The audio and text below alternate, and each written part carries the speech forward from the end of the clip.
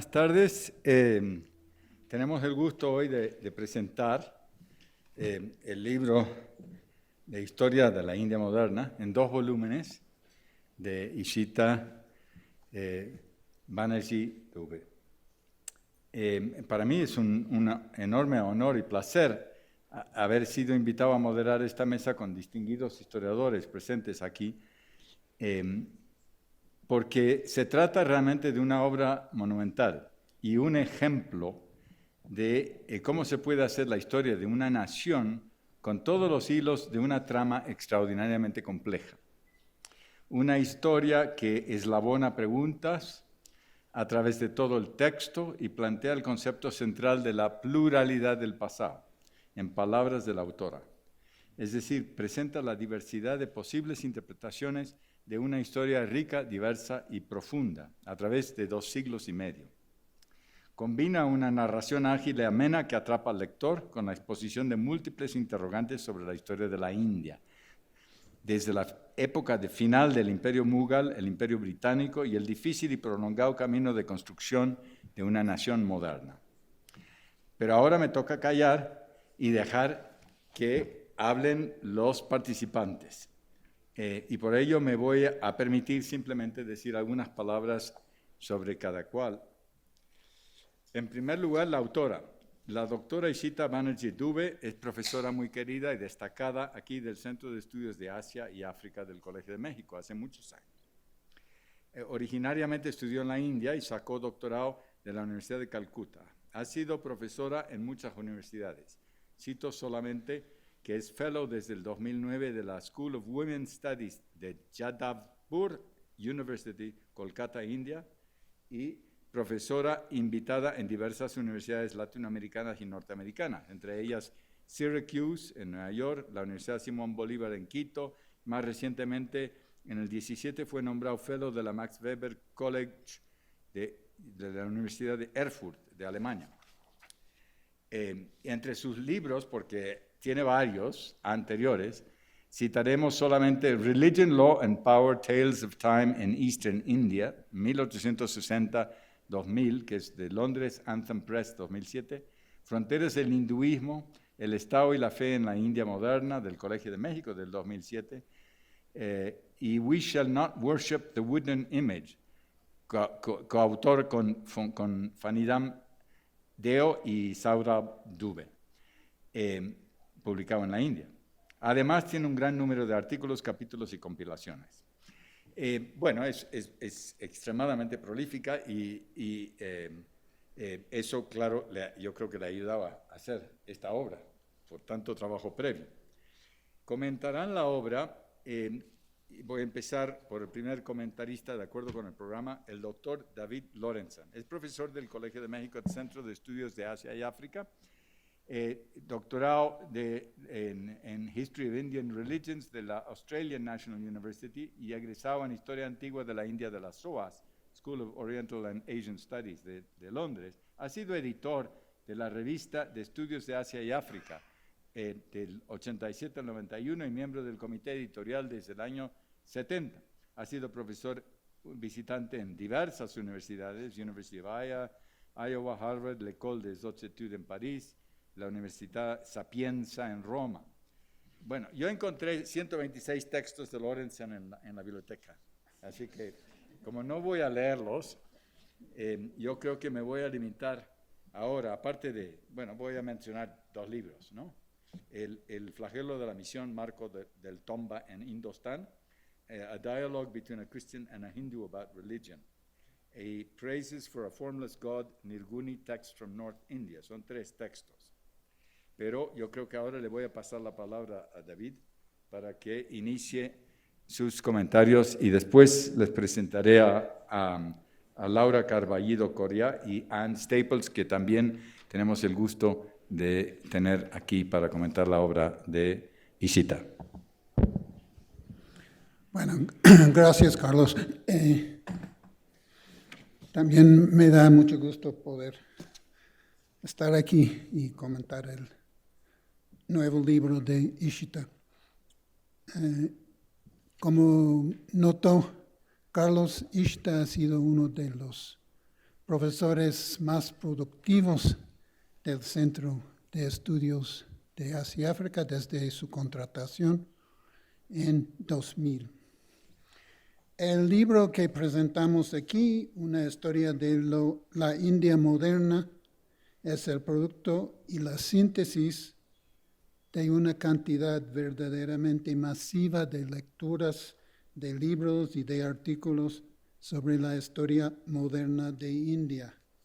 Además, hay que notar que este libro es la primera importante historia general de India moderna publicada en la lengua española, creo yo, desde la publicación en 1983 de una traducción de un libro escrito por Percival Spear, es decir, una publicación de hace 36 años.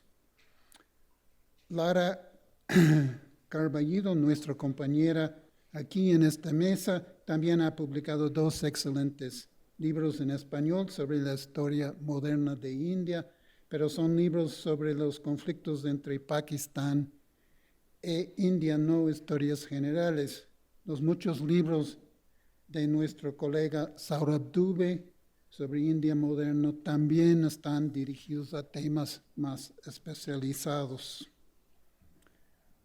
El libro 1 del libro de Ishita, el que me toca presentar aquí, cubre el periodo entre el surgimiento del poder de los estados regionales, desde la muerte del emperador mogol Aurangzeb en 1707, hasta la llamada Durbar de 1877 en Delhi, una ceremonia pública que celebró el nombramiento de la reina Victoria como la emperatriz de India. Durante la segunda mitad del siglo XVIII, los ingleses de la compañía inglesa paso por paso aumentaron su control político sobre el norte y luego el sur de India, y para 1818 ellos dominaban casi todo el subcontinente. En el año 1857, las políticas de la compañía provocaron una gran rebelión en contra de los ingleses, una lucha que casi logró expulsarlos del subcontinente. Después de reestablecer el control, el gobierno inglés desmanteló la compañía y empezó a gobernar directamente sus territorios en India. Entre los libros sobre la historia moderna de India publicados en inglés, el libro de Ishita tiene muchos competidores recientes. Muchos de ellos parecen ser dirigidos tanto a estudiantes universitarios como a lectores generales con un interés serio en la historia. El libro de Ishita también es de este estilo. Todas estas historias de India moderna dan énfasis en una u otra faceta de la historia, en gran parte con el fin de hacer la historia interesante para sus lectores.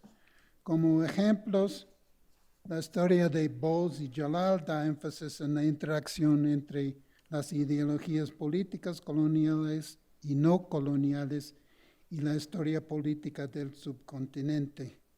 La de Barbara y Thomas Metcalf da énfasis en conflictos sociales y culturales y su interacción con la historia política.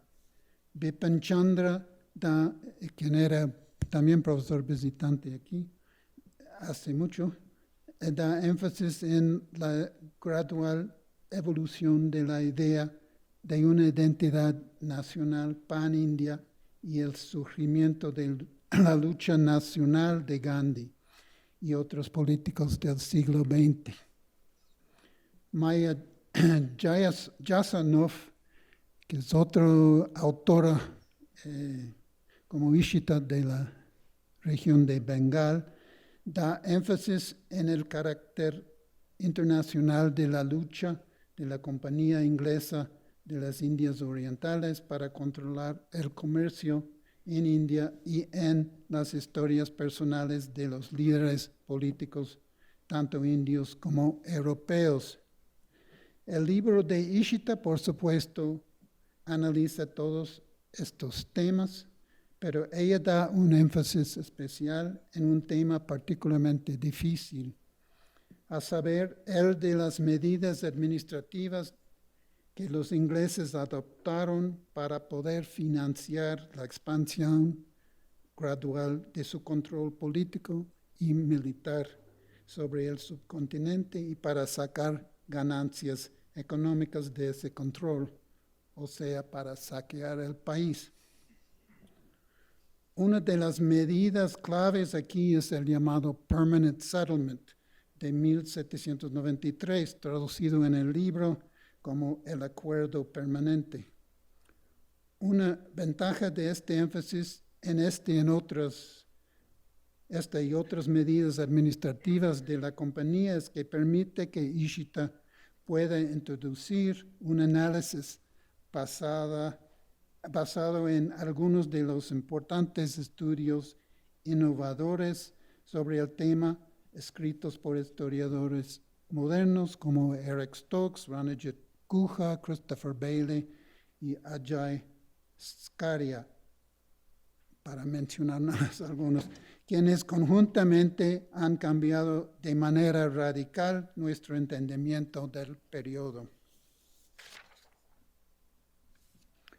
Otro tema analizado en el libro de Ishita que particularmente me interesa tiene que ver con la manera correcta de llamar el periodo entre aproximadamente 1500 y 1820. Antes, la mayoría de los historiadores llamaban al periodo entre aproximadamente 1500 y 1750 como el periodo medieval tardío.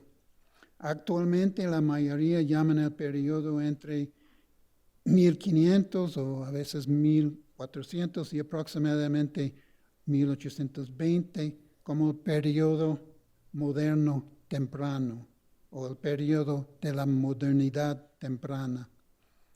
No obstante, existen importantes diferencias entre historiadores sobre cómo caracterizar este periodo moderno temprano.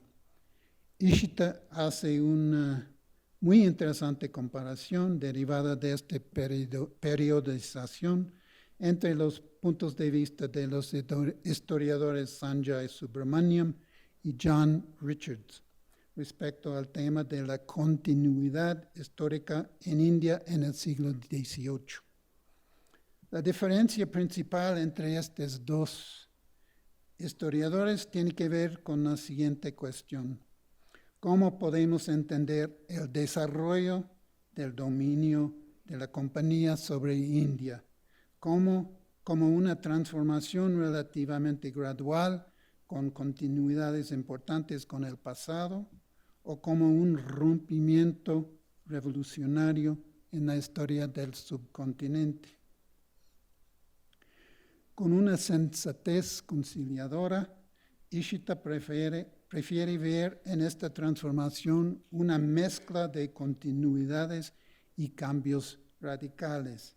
Dice ella, cito, podría emplearse el término lo moderno temprano para subrayar el aspecto más fascinante del siglo XVIII, es decir, sus mezclas poco probables y la convivencia de sus contradicciones. Fin de cita. Es esta pauta sensata que ella sigue en todas las discusiones del libro. Otra discusión importante y muy interesante que quiero mencionar aparece en el cuarto y último capítulo del primer volumen de Ishita. Aquí ella analiza las motivaciones y los efectos de los censos de la población india llevados a cabo por el gobierno colonial y su relación con las caracterizaciones coloniales de la institución social de la casta. No hay tiempo aquí para entrar en los detalles de este análisis complejo, pero hay que notar que es una exposición magistral de los varios y a menudo discutibles puntos de vista sobre estos temas ofrecidos tanto por funcionarios coloniales como por académicos más recientes. También hay que notar que no es simplemente un resumen de estos puntos de vista. Ishida tiene su propio argumento que va a ser que hace una contribución muy importante a ese debate que todavía está en marcha. Antes de concluir, quiero también mencionar dos pequeños problemas que encontré en el texto del libro, problemas que podrán corregirse fácilmente en las probables ediciones futuras. La traducción del inglés al español del libro de Ishida hecha por María Capetillo está claramente escrita y correcta, pero contiene unos pocos malentendidos que deberían ser corregidos. Otra sugerencia es la de incluir algunos de los excelentes mapas y tablas de personajes y fechas que aparecen en la edición inglesa, pero no en la española. Dejando a lado estas pequeñas sugerencias, quiero una vez más ofrecer mis felicidades a Ishida por haber construido esta historia de India moderna tan bien escrita, bien documentada y bien conceptualizada.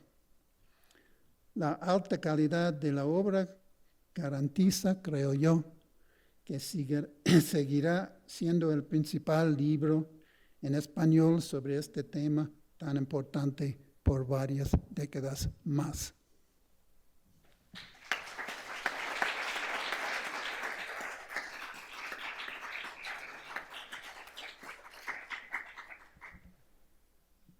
Bueno, gracias, David. También en la versión inglesa, publicado por Cambridge University Press, parece prometer tener una larga vida. A juzgar por la anterior versión, que fue hace muchísimo tiempo, ¿no?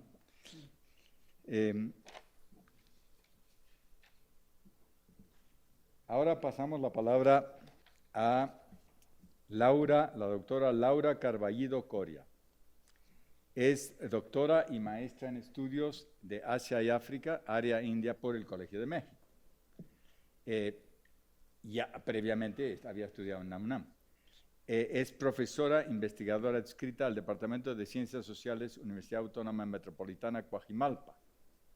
Entre sus libros cito ahora India o Pakistán, Espacios Divididos, el Colegio de México, Universidad Autónoma Metropolitana del 2011, y La Partición, Narrativas Históricas Literarias, un libro del Colegio de México del 2005.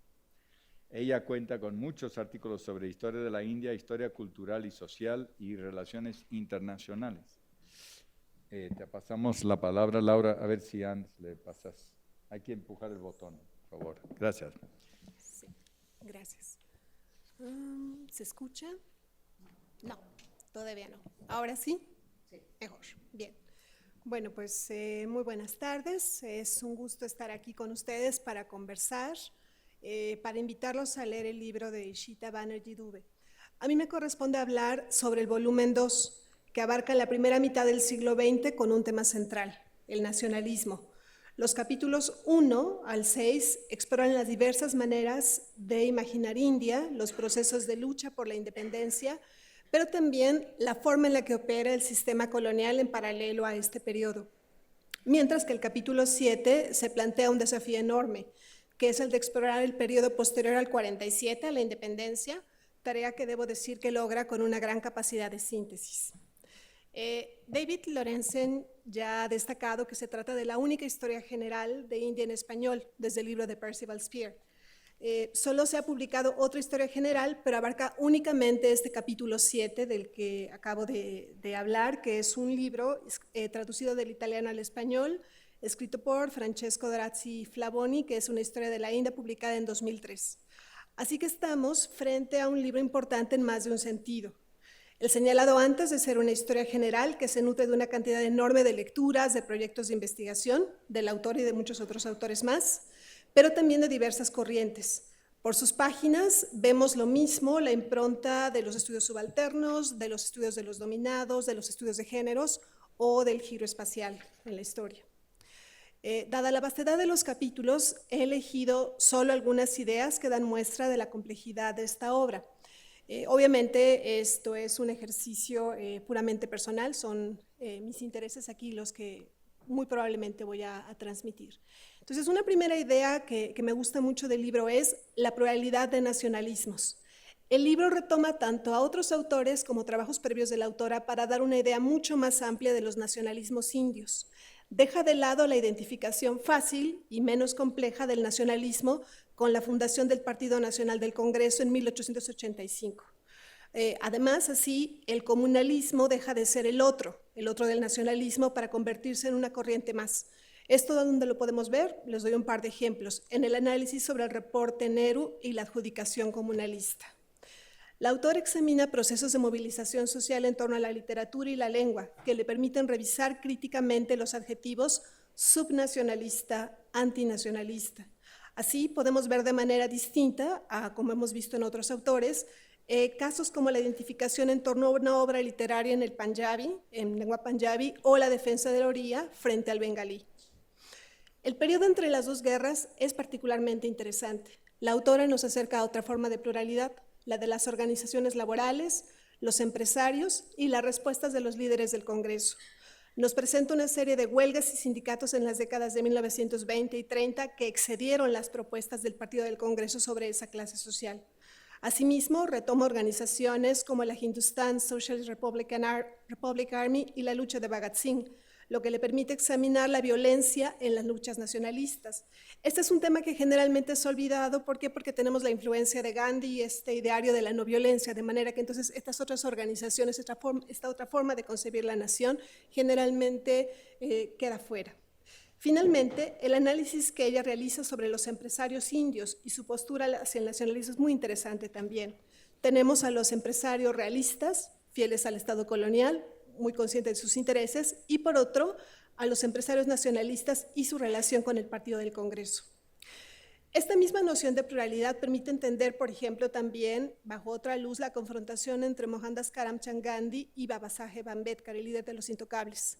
No desde la historiografía nacionalista, que muchas veces hizo eco de cómo Ambedkar aceptó la estrategia colonial de explotar las divisiones sociales indias. La autora traza la formación de Ambedkar y su idea de que los Dalits requerían de poder político a partir de electorados separados, además de plantear otros cambios necesarios, contrastándolas con la postura gandhiana de reducirlo a un problema social, como Gandhi lo caracterizaba, a un problema interno al hinduismo. He decidido resaltar esta pluralidad, estos son solo algunos ejemplos, no solo porque gracias a ello corregimos visiones singulares o menos profundas sobre procesos históricos, sino porque la manera en que la autora lo hace obliga a examinar la compleja relación entre la historia, la escritura de la historia y la nación, y esa es una tarea ineludible para los historiadores en general. Paso a mi segunda idea, la segunda idea que deseo destacar, que es la materialidad del nacionalismo. Como hemos visto en los ejemplos antes seleccionados, los movimientos nacionalistas debatieron sobre las formas de lucha, los ámbitos donde había que incidir, sobre si la religión debía o no de figurar, entre otros elementos más. Pero el nacionalismo tiene una dimensión definitivamente material. Así, por ejemplo, las corrientes artísticas del siglo XIX debatieron sobre del siglo XIX y XX debatieron sobre las formas a usar. ¿Habría que usar las formas occidentales? Parafraseando a la autora, Abanindranath Tagore decidió revivir junto con sus discípulos varias tradiciones indias, entre ellas la escuela mogola, además de acercarse a la técnica de lavado de tinta japonesa. Reviste, por ejemplo, particular interés todas las discusiones sobre la representación de la nación de Bharat Mata, de la Madre India, que precisamente aparece, estoy aquí indicando, pero en el volumen número 2, ¿no? Esta es justamente una pintura de Abanindranath Tagore. En el capítulo dedicado a Gandhi, la autora nos presenta las respuestas que generó el uso de la Khadar.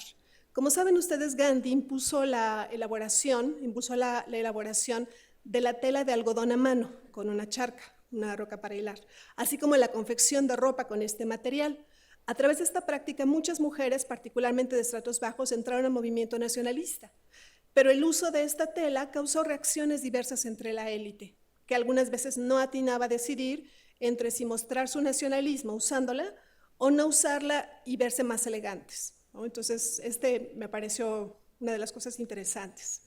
Mi tercer elemento, los procesos interesantes e inesperados del colonialismo. Es muy importante para mí que en este volumen, pero también en el anterior, el nacionalismo y el colonialismo interactúan, se construyen mutuamente, y esto se ve acá. Conforme la administración colonial fue expandiéndose, fue importante determinar cuáles serían los lenguajes usados. Esta discusión, por supuesto, también se da en la educación, en ese ámbito.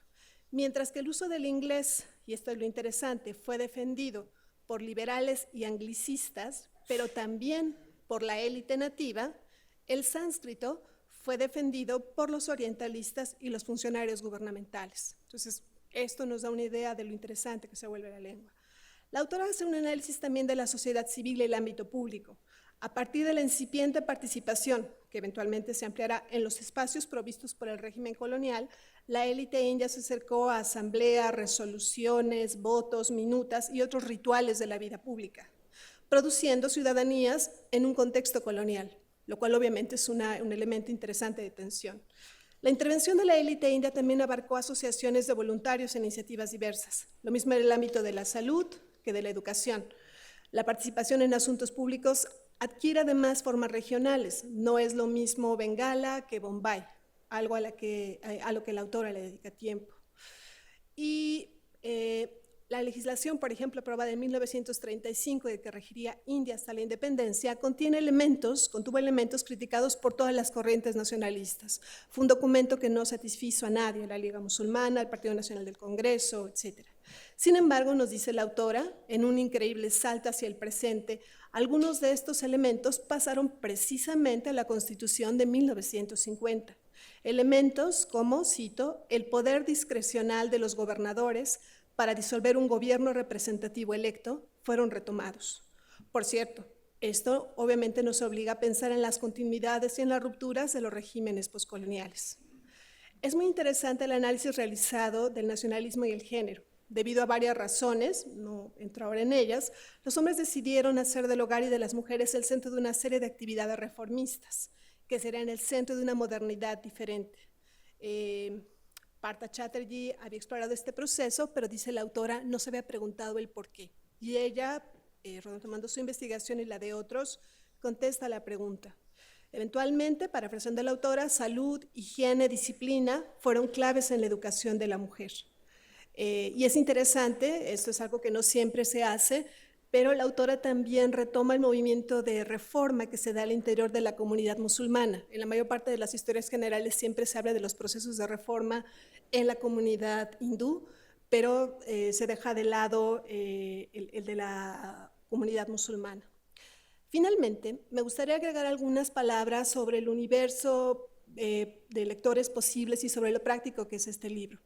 Por supuesto que por todas estas razones que hemos comentado, es una lectura de consulta obligada para los estudiosos de India, debido a la riqueza de lecturas que está detrás de sus páginas. Apunta además a temas novedosos que esperan a ser objeto de estudio para historiadores, sociólogos, politólogos. Un ejemplo es cuando ella habla de asociaciones civiles en ciudades con tradiciones ricas, que rivalizan con Calcuta, Bombay, Madrás y sobre las que no se ha todavía hecho mucha investigación. A lo largo de la obra, la autora además va identificando los textos clave para profundizar en los procesos descritos. Y entonces el libro se convierte en una brújula para sortear la vasta literatura sobre el sur de Asia. Por ejemplo, si uno quiere saber cuál es el texto clásico sobre el Ul-Gulan de Birsa Munda, ella lo cita, aunque David Lorenzen me hizo notar, esta es una de esas sugerencias, el de introducir en próximas ediciones la obra también de Susana B. de Valle, ¿no? La palabra de la tierra, de 77. O también, si uno está interesado, por ejemplo, en Gandhi, ese no es uno de mis puntos fuertes, pero es un capítulo que disfruté mucho porque reúne muchísimos autores y brinda una serie de análisis muy interesantes sobre diversas vetas en Gandhi. Ideas cultivadas por los Banias, actitud hacia la salud, la dieta, la participación de las mujeres, el jainismo, etc. Sobre todo me parece fascinante que la autora logra resaltar la ambivalencia de Gandhi hacia varios temas. Ahora, por supuesto, esto sería hacer de este libro solo un libro interesante para quienes nos interesamos, nos dedicamos al sur de Asia, y no es así. El libro reviste interés para los estudiosos de la historia en general. Así, por ejemplo, a quienes están interesados en ver cómo James C. Scott entiende la insurgencia en India pueden acercarse al libro. Quienes están interesados en ver género y nacionalismo, pues también están convidados. Debates amplios, como ya he señalado antes, sobre la relación entre historia y nación y la forma en que ambas se moldean permean el libro. Para concluir, quisiera mencionar una última cosa, y es que hay una serie de cuadros muy atractivos en el libro. Estos son cuadros que aparecen con el título de Nuevas Propuestas y que exploran la literatura reciente en torno a un tema. Entonces se vuelven muy útiles de repente si uno quiere decir, bueno, a ver qué hay, qué es como lo último que hay sobre refugiados y partición, sobre los meos. Entonces uno puede, por ejemplo, o uno que a mí me gustó particularmente, hay uno que refleja claramente el giro espacial en la historia, y es sobre la primera partición de Bengala y la delimitación de Assam. Y por supuesto esto hace que uno eche a volar la imaginación pensando en cuál fue el criterio de selección, ¿no? ¿Por qué esta literatura reciente y no otra? Y pensar en pues, qué otros cuadros se podrían añadir. Pues sin más, agradezco la oportunidad para presentar este libro y pues reitero mi invitación a acercarse, leerlo, y pues muchísimas gracias por esa invitación.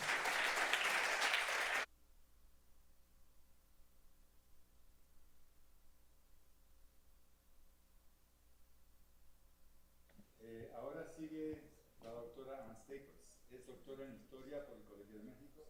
Sus líneas de investigación son Historia de Educación, también de Minería, de Iglesia, Historia de las Mujeres. Es polifacética. Ha impartido seminarios para doctorado en Historia, así como el curso de Historia de la Educación en México. Entre sus publicaciones, pues yo encontré 170 títulos en la biblioteca. Tampoco les voy a leer, pero unos libros recientes, Recuento de una batalla inconclusa, la educación mexicana de Iturbide a Juárez, y la Iglesia en la Primera República Federal Mexicana. Esa es más antigua, y su último libro, editado en colaboración con varios autores de la UAM Coajimalpa, de donde viene Laura, ¿no? Es Modernización y Espacio, Imaginarios, Ordenamientos y Prácticos. ¿Es correcto? Creo que sí. Bueno, Ann, tienes la palabra. Muchísimas gracias. Como ven, no debo de estar aquí hablando de este libro sobre la historia de la India, pero de todas maneras estoy muy contenta de estar aquí y agradezco mucho la invitación para esta presentación. Esta muy complicada historia moderna de India, que fluye bajo la ágil pluma de Ishita Banerjee, que recoge los más diversos estudios historiográficos para compararlos, debatirlos, analizarlos y dar sus propias conclusiones. Recurre a historias antiguas e investigaciones recientes para sopesar las reflexiones de sabios, sacerdotes y seglares, enfocadas a entender para este periodo en particular los efectos de la caída del Imperio Mogol, del surgimiento de la Compañía Inglesa de las Indias Occidentales y del panorama internacional desde la Revolución Industrial hasta los conflictos europeos. Pone en la balanza la visión del siglo XVIII como uno de, por un lado, decadencia y caos, con otra del surgimiento de nuevos actores políticos e innovadoras prácticas comerciales, no siempre favorables a la gente del campo ni de las ciudades, a los nobles o a los sin casta. Reconoce que fue una época, y cito, de lento crecimiento poblacional y aumento en los precios, la urbanización, la comercialización y el crecimiento de nuevos mercados y nuevas fuerzas económicas y políticas. Es una historia donde casi todos, salvo los europeos, pierden algo. Son pocos los que ganan.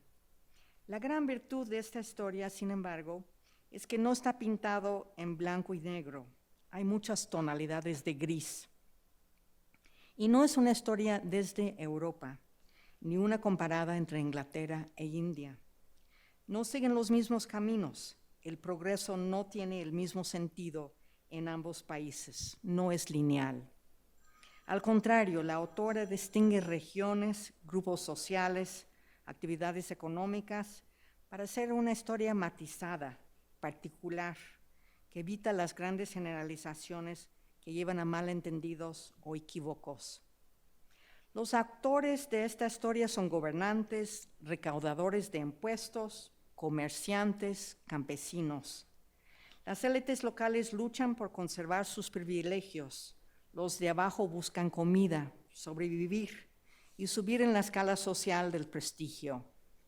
Los ejercicios van y vienen, saquean, empobrecen y son derrotados por los armamentos europeos que terminan por establecer la superioridad de los ingleses. Es una historia de mucho movimiento, cargado de términos que el neófito en la geografía y tradiciones de la India encuentra difícil de seguir. Con esta salvedad, tiene uno que admitir que es enredado explicar los movimientos políticos, sociales, militares y religiosos de las distintas partes de la India. La autora ha optado por seguir un orden cronológico con desviaciones hacia los temas más importantes de cada espacio temporal. La estructura misma de la obra requirió una cuidadosa planeación, pues la cantidad de información incorporada podría haber ahogado a la autora y al lector. Ambos salen a flote, gracias a un don de organización que permite avanzar sin tropiezos en esta maraña de personajes, acontecimientos y lugares. A medida que avanzaba mi lectura, empecé a encontrar paralelos sorprendentes entre la historia de la India y la de México. Un estudioso del tema propone superar y cito, el sórdido registro y sigo citando, de la anarquía, la confusión, el egoísmo y la traición, a ver cómo funcionó en realidad el sistema político del periodo. Eso me suena mucho a los años de Santana en México, en el siglo XIX. Claude Martin, quizá el europeo más rico de la India, y cito, era un ávido coleccionista no solo de manuscritos, sino también de objetos de todo tipo. México experimentó la llegada de aventureros en el siglo XIX que llevaron todo lo que pudieron empacar. Otra parte del texto que habla de las cédulas otorgadas por los empleados mongoles y el Parlamento inglés, que permitía a la Compañía de la India Occidental establecer cortes de justicia, y cito, en materia civil y penal. Eso me hizo recordar el caso de los ingleses mineros en Real del Monte y sus esfuerzos por disciplinar la mano de obra nativa. Los directores de las minas mexicanas también se ubicaron en Londres, donde tomaban decisiones detalladas de contabilidad y de operación de las minas. O sea, cuando los ingleses establecieron su empresa en Real del Monte, con las correas del poder que llegaban hasta Londres, no hacían más que seguir la estrategia de la Compañía de la India Occidental, desarrollada casi 100 años antes. Los tiempos de viaje eran similares por largos. La correspondencia, por lo tanto las decisiones, tardaban 6 meses en hacer el viaje redondo de México a Londres, 1 año entre la India e Inglaterra. Otra práctica común a los dos países era exentar los productos de la aduana en favor de personajes privilegiados. En la India eran las telas, en México la plata. El problema de los empleados de la Compañía de la India Occidental que trabajaban por cuenta propia, a pesar de la prohibición de hacerlo, me hizo recordar lo que pasó con la compañía alemana, que llegó a trabajar las minas en Angangueo y Sultepec. Parte de la culpa de su fracaso fue, de las compañías, sin duda, el hecho de que algunos alemanes dedicaban más tiempo a sus propios negocios que a los de la compañía. Al retirarse de México, varios alemanes se quedaron y fundaron sus propias empresas. En otro caso, la autora habla de funcionarios que obligaban a los campesinos a comprar productos a precios inflados, una costumbre incorporada al quehacer de los corregidores de la Nueva España con el nombre de repartimiento de mercancías. Posiblemente un historiador económico no se sorprendería al saber que en la India se tasaban los bienes de la aduana según su volumen y no su valor, pues así se hacía también en la Nueva España. La compañía fue quien cambió finalmente esta práctica en la India. Los pueblos mexicanos que actualmente exigen regirse por usos y costumbres nos remiten a un momento en la historia de la ocupación inglesa de la India cuando un funcionario intentó codificar las leyes con base en los textos sagrados y no en las costumbres locales. Necesariamente hubo una discusión acerca de la pertenencia de estos textos y cuáles deberían de seguir. Nació todo un campo de estudio a partir de este afán de codificar a la sociedad de acuerdo con los textos originales. El haber quitado los terrenos que no pagaban impuestos dedicados a los templos, mezquitas y escuelas recuerda la nacionalización de los bienes del clero, cuando el Estado mexicano vendió bienes raíces pertenecientes a iglesias, conventos, hospitales, colegios, cofradías, ayuntamientos y comunidades colectivas, con el fin de hacerse de recursos y crear una clase media de pequeños propietarios.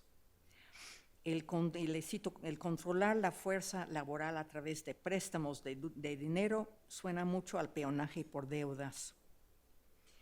El desprecio expresado por los decentes europeos hacia la gente de la India recuerda el desprecio que sentían los gachupines por los criollos y demás gentes nacidas en las Américas.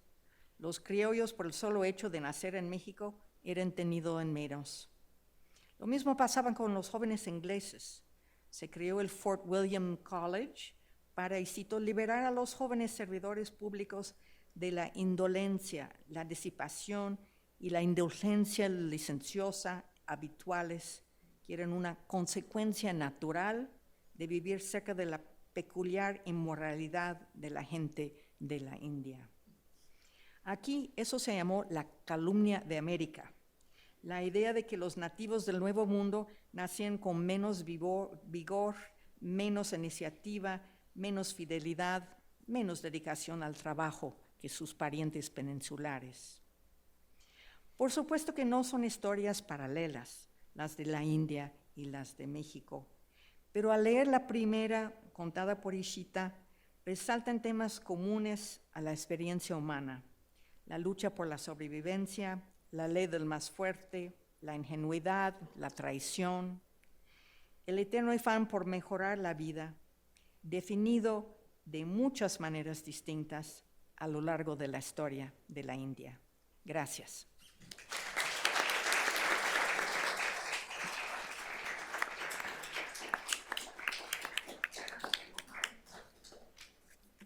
Bueno, ahora le vamos a dar la palabra a Ishita, pero antes quiero decirles que el libro, el de la historia de India moderna, que se deseaba que estuviera expuesta en venta aquí afuera, pero resulta que por lo de la venta que organizó el Departamento de Publicaciones que han visto ahí afuera, está ahí afuera.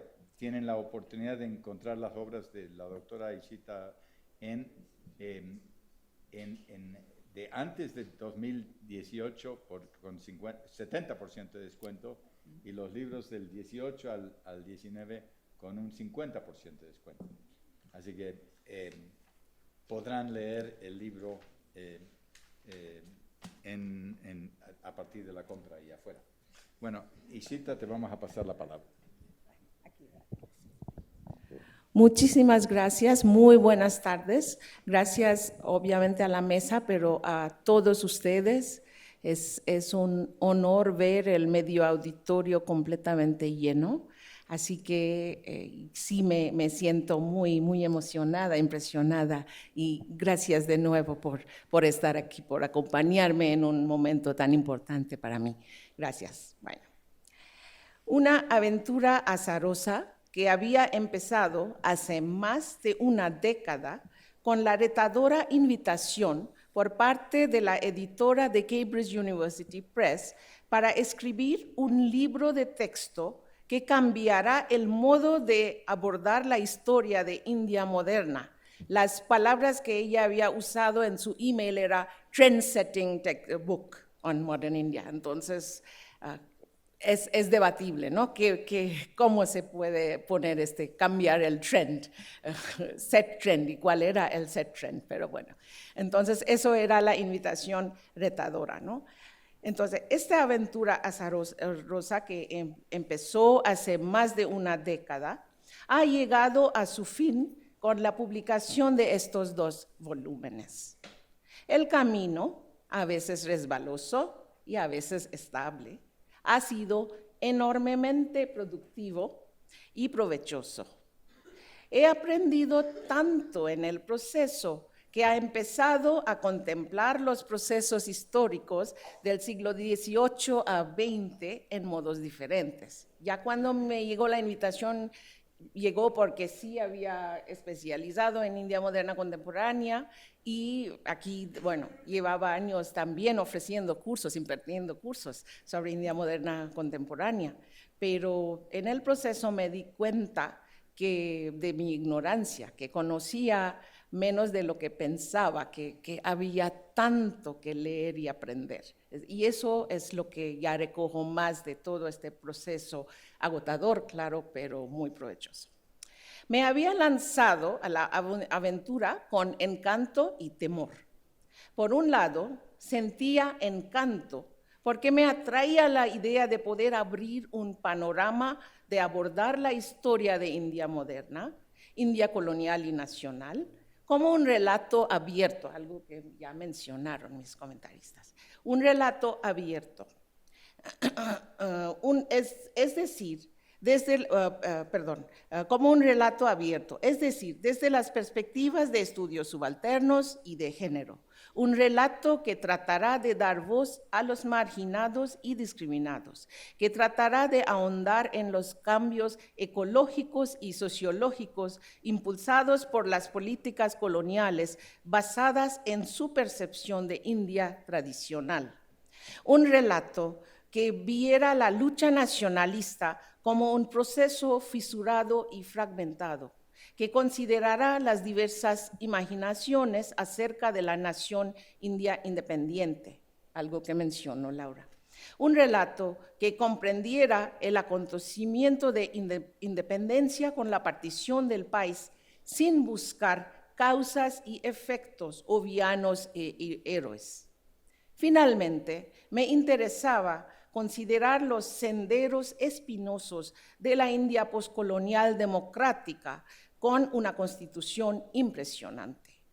Este impulso era acompañado por el intento de probar la naturaleza del archivo canónico, combinándolo con el no canónico y no archivado, para dejar a los lectores la elección de llegar a sus conclusiones de un cuento variado y diverso. Por otro lado, sentí temor porque no estaba segura de poder estar a la altura del reto. La historia de India moderna, como mencionó el profesor Lorenzen, es un campo muy trabajado y debatido, y era riesgoso pensar que mi narración e interpretación de los procesos y sucesos de casi 2 siglos de suma importancia para India serían bien recibidas. Me es grato compartir con ustedes que el libro en inglés, resultado de trabajo agotador de 6 años, ha tenido cierto reconocimiento en el mundo angloparlante. Recientemente me llegó la alegre noticia por medio de Saurav Dubey, colega, pareja y co-conspirador, que unos profesores de universidades de Pakistán están usando mi libro. Así que sí, estoy muy feliz y muy recientemente llegó esa noticia por medio de Facebook. Aparte. Bueno, la idea de hacer estos 2 volúmenes de una historia de India moderna emergió del entusiasmo y la generosidad de mis colegas, en particular el doctor Carlos Marichal, aquí presente, y Gilberto Conde, quien ya no pudo estar porque está llegando a Túnez en estos momentos, está de sabático, que insistieron en la importancia y necesidad de tal libro en español. Y la inspiración brindada por mis estudiantes del CA y del CI. Bueno, Centro de Estudios de Asia y África y Centro de Estudios Internacionales. Estos 2 volúmenes presentaron un desafío diferente. Cómo hacer atractivos, relevantes e interesantes los cuentos de la colonización de India y su subsecuente liberación para estudiantes, especialistas y un público en general en México, para quienes el imperio y la colonia se monta en un pasado lejano y la nación parece bien establecida y aprobada. Y muchas gracias, Anne, por mostrar las intersecciones, ¿no? Los comentarios de los estudiantes de maestría del CEA han sido de gran ayuda. Agregué nuevas introducciones e hice unos ajustes en los capítulos de estos 2 volúmenes para hacerlos más accesibles y dejarlos no solo como una traducción de un libro en inglés. Espero que ustedes y otros lectores puedan saborear el mundo gustoso, colorido y arduo, inspirador y difícil que ofrece una historia de India moderna, para no solo conocer India como un país lejano o exótico o complicado, sino ver las semejanzas y discrepancias en la experiencia y las aspiraciones, los hechos y las políticas de la colonia y la nación, para contemplar y acercar la vida y los mundos sociales con vistas nuevas. Ahora me queda la tarea muy placentera de agradecer. Empiezo con la mesa. Una de las mejores cosas que ha hecho en mi vida es regalar un ejemplar de A History of Modern India al profesor Marichal. Él no solo lo leyó con cuidado, mostró su enorme generosidad en dar una publicidad al libro con un entusiasmo y cariño excepcional. Muchos de ustedes aquí presentes, mis colegas en particular, yo creo, son conscientes de tal hecho. Además, insistió en la necesidad del libro en español. Lo mínimo que pude hacer para mostrar mi gratitud enorme es dedicar estos 2 volúmenes a él. Considero al profesor Marichal, profesor Lorenzen y la profesora Staples como mis mentores intelectuales, quienes han seguido mi trabajo con interés y me han apoyado a crecer intelectualmente. Fue el profesor Lorenzen quien me pasó el libro de Maya Jasanoff y me inspiró muchísimo a escribir mi primer capítulo sobre el siglo XVIII. Fue él cuando ya supo de la invitación por parte de Cambridge. Bueno, Laura Carballido, alumna de mi primera generación del colegio, ya del doctorado, quien además de tomar cursos sobre historia de Bengala, insistió en también llevar cursos de bengalí conmigo.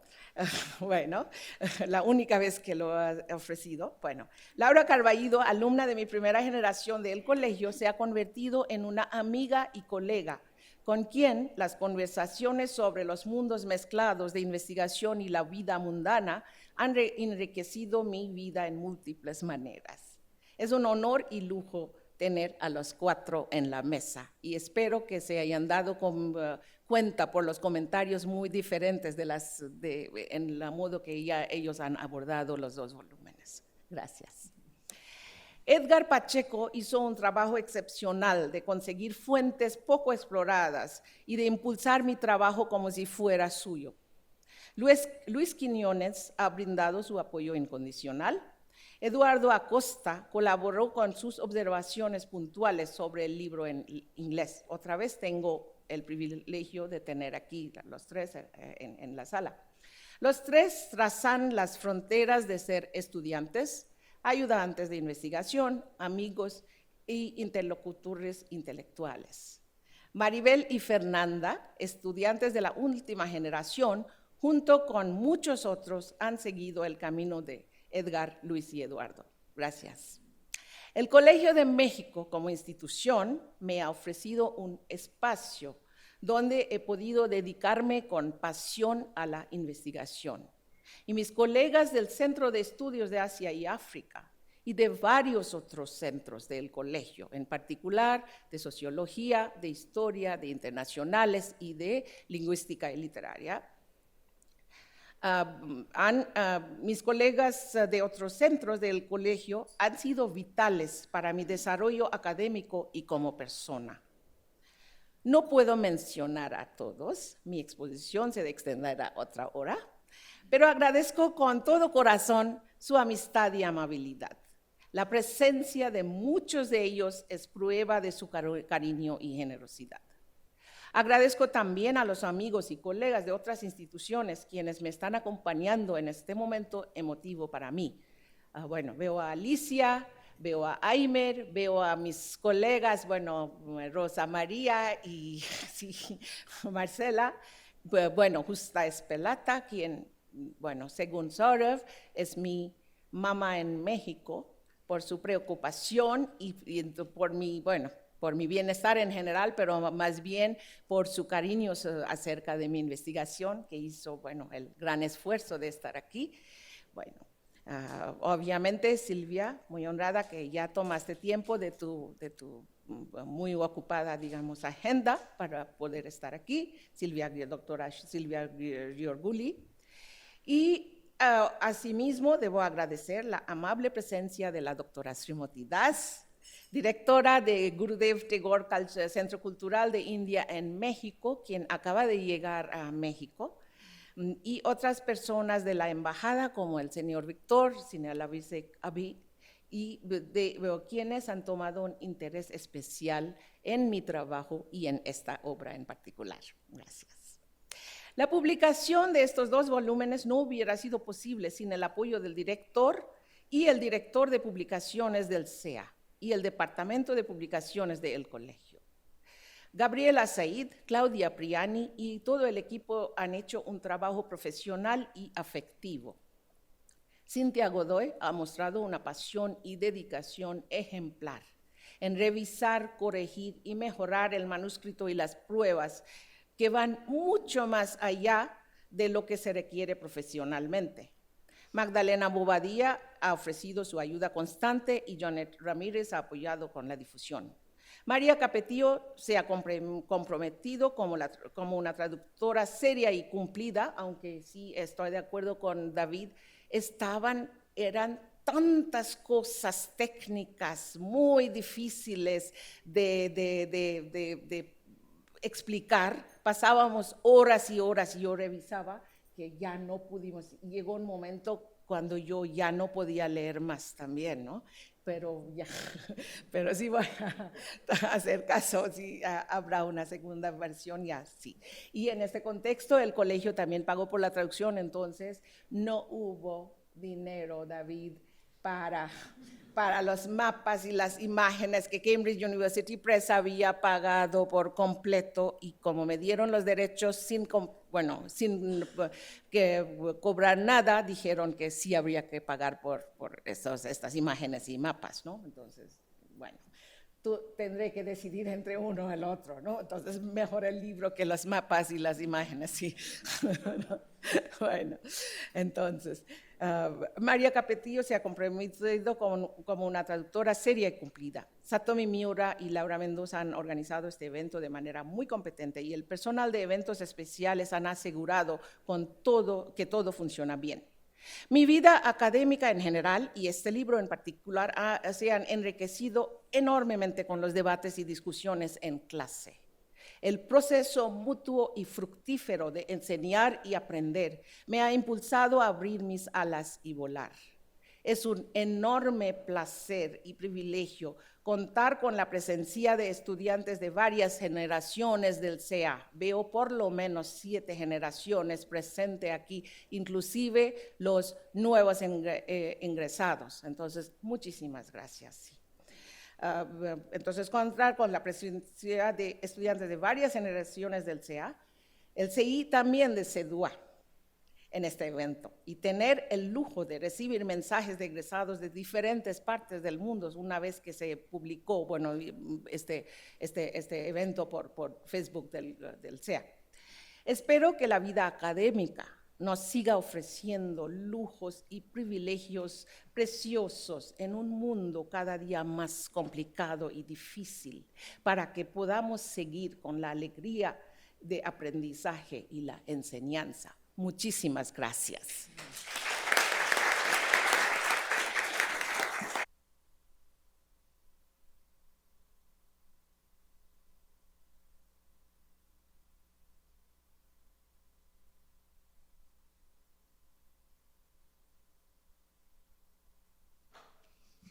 Bueno, antes de concluir esta presentación tan emotiva, creo que hay una última etapa que es la rifa.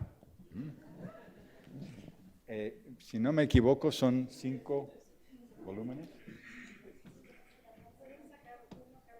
Bueno.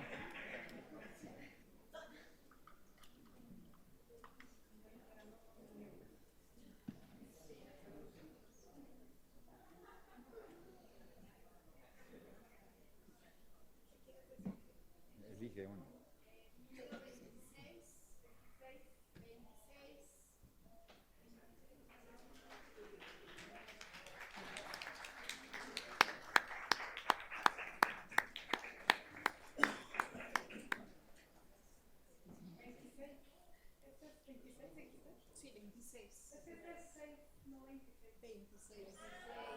Uy, uy. Perdón. Ay, qué bien. Pero están dando uno solo. 26. No, están dando uno solo o dos. Y son los 2 volúmenes, Ah, pero, ¿no? ¿y el otro Pero están volumen? dando uno o dos. Son los 2 volúmenes. No, uno. Sí, uno. Ah, bueno. No sé. Yo creo que deben de ir los 2 juntos. Sí. Por favor. Sí, gracias. Sí. Sí, tienen que ir los 2 Claro. juntos. Qué bueno, ya. El siguiente número de la suerte es 49.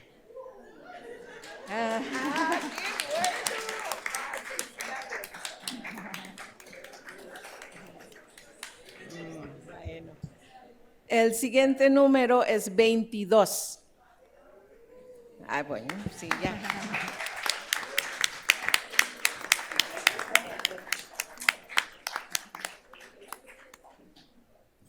El siguiente es un tempranero, 4. Quizás Maribel. Quizá Maribel, no sé, porque salió. Podría ser Maribel, no sé. ¿Está Fernanda aquí? Bueno, saco otro. El 19. Ah, bueno, sí, otra vez, otra estudiante se está yendo a...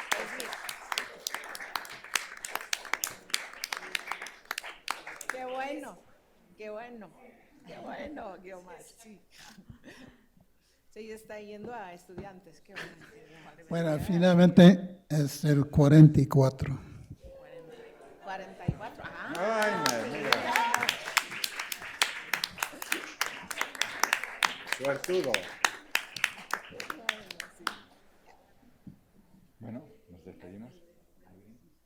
Bueno, entonces ya cerramos este evento, pero no el que sigue, que es el brindis, que está aquí al lado, ¿no? Están invitados. Muchas gracias.